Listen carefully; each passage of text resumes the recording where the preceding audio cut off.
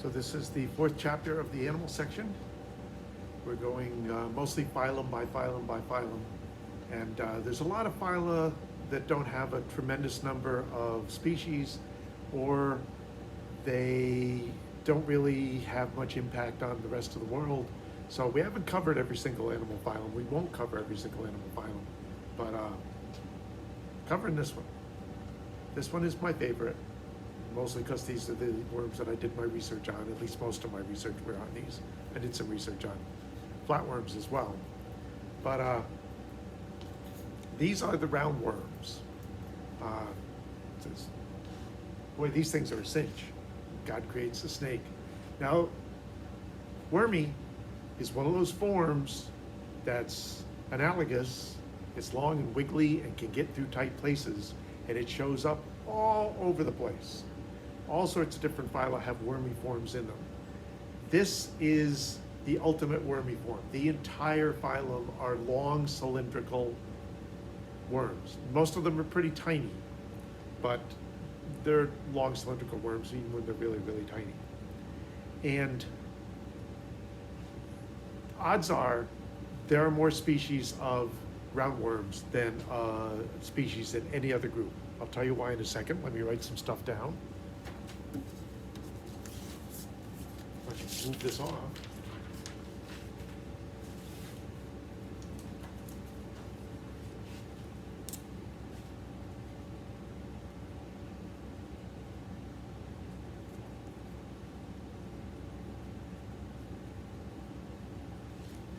Roundworms are technically called nematodes, although if you get far enough south in the United States, it's nematodes. And here's the thing about roundworms. They are everywhere. Is that there are a lot of free-living roundworms. The soil is full of them. The sediments in lakes and ponds and oceans have roundworms in them. Some of them are up swimming in the water. They're not terribly good swimmers, so that's not a common place for them to be. The air is full of roundworm eggs. And there are roundworm parasites. Virtually every animal or plant bigger than about this. So think of how many species of animals and plants that is. Each of those species has at least one species of roundworm parasite particular to that species of animal or plant. So there's a roundworm parasite species for all of the species of animals and plants above a fairly tiny little size. And they also live, there's species that live out in the world. There's a species that lives just in the beer coasters in a particular bar in southern Germany. It's a particular species. So they could be very specialized, free-living ones as well. Now, on paper, there's not that many species because they don't get named that often unless they have some sort of impact or somebody stumbles across them. My personal opinion is that there was a biologist spent a lot of time with his head on the bar in a bar in Bavaria, and at one point went, I don't think I'm that drunk. Looks like there's stuff wiggling in the coaster, and he discovered this species of roundworms living in the beer coasters. And then he could go, well, that's why I spend my nights every night in the bar. But many, many, many, many of these are parasites, and those are the ones that have the most impact. And the reason I know they're called nematodes down south is that they are parasite problems for soybean farmers, where they have to treat for nematode damage or nematode damage. So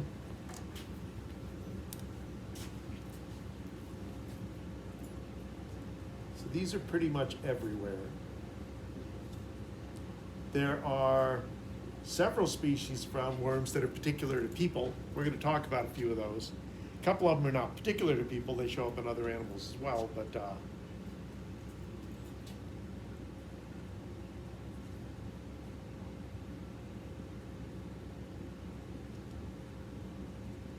so these guys have a long cylindrical body.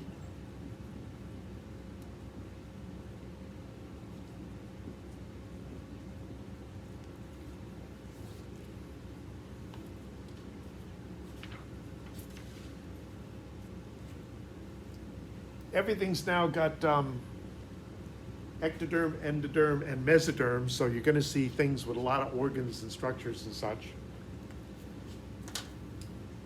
So here's the long cylindrical body. Here's the digestive system. We'll talk about that in a minute. Going lengthwise of the animal. And between the digestive system and the outer tissues is a chamber that's full of fluid, and the fluid is under pressure. So it's like blowing up a long cylindrical balloon and getting it fully inflated. And you know what happens when you bend the balloon and let go of it? It goes back to the shape that it was. So the pressure inside this chamber is something for muscles to pull against. And because it's full of pressurized liquid, it's not air like a balloon would have. It's like, you know, like, I can't think of anything that's pressurized liquid that would, I mean, hydraulic systems, but you wouldn't necessarily know about those. But it's water stasis, staying the same skeleton. And it is something that, that muscles pull against. You do find it in other animals. It'll show up in other places. We have one hydrostatic skeletal element in us, and that's our tongue. Because the muscles pull against the fluid-filled bags that are the other muscles. It's the only way we can stick our tongue out, because there's nothing out here to pull on it. You have to squeeze it to make it thinner and make it go out. Anyway, so they have the hydrostatic skeleton.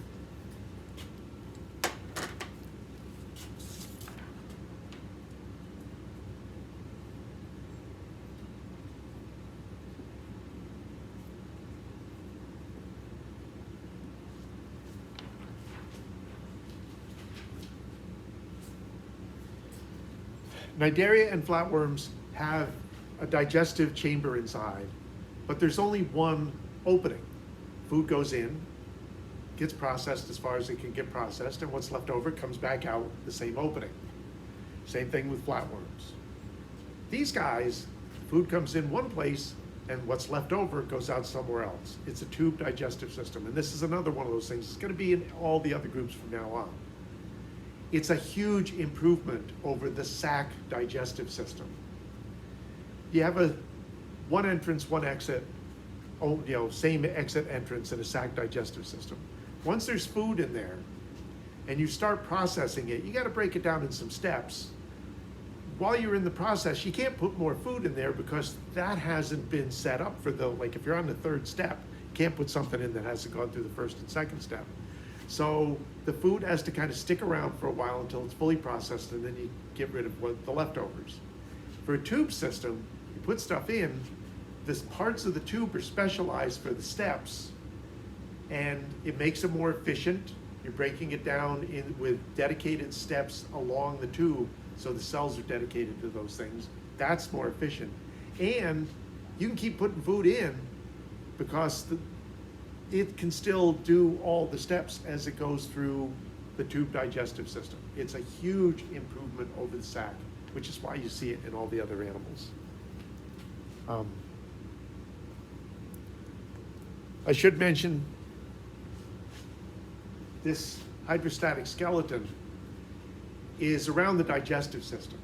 And when the animal does move, it kind of slooshes the liquid around. So it's also a distribution system. Remember, flatworms are flat because they don't have a way to distribute oxygen and move wastes away from the cells between the middle and the edge. Well, you need a circulation system. Doesn't have to be a real efficient circulation system as long as it can move stuff fairly well. And that's part of what the hydrostatic skeleton does. It moves nutrients around the animal. It moves wastes into special waste removal cells. And again, really useful. Now here's something that plants have. Totally different material, but the same essential definition. It is a coating that is produced by cells, but isn't itself cellular. And it lines the whole outside and makes kind of a waterproof covering. Now, these worms live in wet environments, but this protects them from certain loss of water, absorption of water, swelling them up. It also protects them from a lot of chemicals. Is that one of the tricky parts of my research was I wanted to look at these worms in an electron microscope. Remember, an electron microscope has a vacuum inside, and you can't put something alive in it. You can't even put something that hasn't been completely dried out in it, because the water in the vacuum will immediately evaporate into the vacuum and screw the whole chamber up. So part of the preparation for these guys is to essentially get all the water out of them. I couldn't do that. When I tried to do that, I put them in preservative, and then I would try to dry them out. They distorted. They all shrunk up in weird ways. When I showed the pictures in the microscope chapter, you could see some of the distortions. It was hard to get the preservatives into the animals without messing them up. And what I found out the way to go was, I didn't preserve them. I didn't kill them and preserve them. I actually dried them out while they were alive by putting them into acetone is like nail polish remover. It evaporates really, really easily. And typically when you dry these guys out, you take them from water and you put them into a mixture of 25% acetone, 75% water, and then 50-50, and then 75% acetone, 25% water, and then whole acetone. And then you put them into a chamber that sucks all the acetone out because it evaporates really easily compared to water. Well, I found out I could put the worms through the whole process without killing them first. And they were still alive in 75% acetone, 25% water. They're still in there wiggling around going, I'm fine. 100% did eventually kill them, but it didn't distort them. But this cuticle made it very difficult to get chemicals into them. Staining them when you're setting them up for microscope slides is very difficult to do because the stain doesn't want to go into them. So this, as cuticles go, this is pretty doggone effective. And it makes them very resistant to a lot of stuff that we might do to them. And also for these guys, in order to grow, they have to shed the cuticle, expand their size, usually by sucking in fluid or in some cases air to expand themselves, and then forming a new cuticle that they'll then grow into. That'll happen in other animals like the arthropods that also have a cuticle like this, that once it's in place, it's kind of set. And then you have to shed it, grow it, reset it, and grow into it. Where are we? Okay.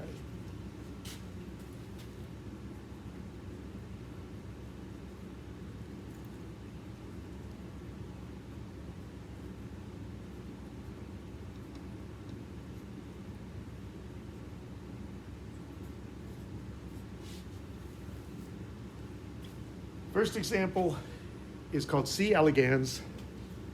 You can see why we abbreviate it. This is actually a fairly unusual roundworm. Little bitty guys who are male and female at the same time. That tends to be unusual. Usually roundworms are separate males and separate females, but these guys are both. They're what they call monoecious. They are very easy to keep in a lab. They're not parasites. They live on, they're very easy to keep fed. You're very happy little guys. And you can generate a whole new generation in a couple of weeks. That's great. That makes it a really good lab animal. It's easy to keep. You don't need a lot of room. You can have an awful lot of worms in a fairly small amount of room. And the generations turn over really fast. So if you're looking for something that's going to affect them over many generations, you can do that. Another thing about a lot of roundworms, these guys in particular, is that they start as a single cell, just like we do. When they get done, all of them have the same number of cells. I didn't write it down. I think it's 979. The reason I don't remember exactly is I've looked at different species have different end numbers, and so I got a bunch of different end numbers in my head. Distortion. And it doesn't matter what the end number is. But these guys have been studied for so long that we know where the first two cells are going, what parts of the worm they're going to be, what the next four cells, how they're going to split off and be different parts of the worm, all the way through 32, 64, 128. 256, is that we know where each cell is going to wind up in the eventual worm. And eventually you wind up with, okay, these cells are going to go on to be the digestive system. These cells are going to go on to be the nervous system. These cells are going to go on to be the exterior. And then the question is, so what's going on in those cells that make them become digestive system cells? What's going on in these cells that make them become nervous system cells? Because our cells do the same thing, right? We have to build a nervous system, we have to build a digestive system.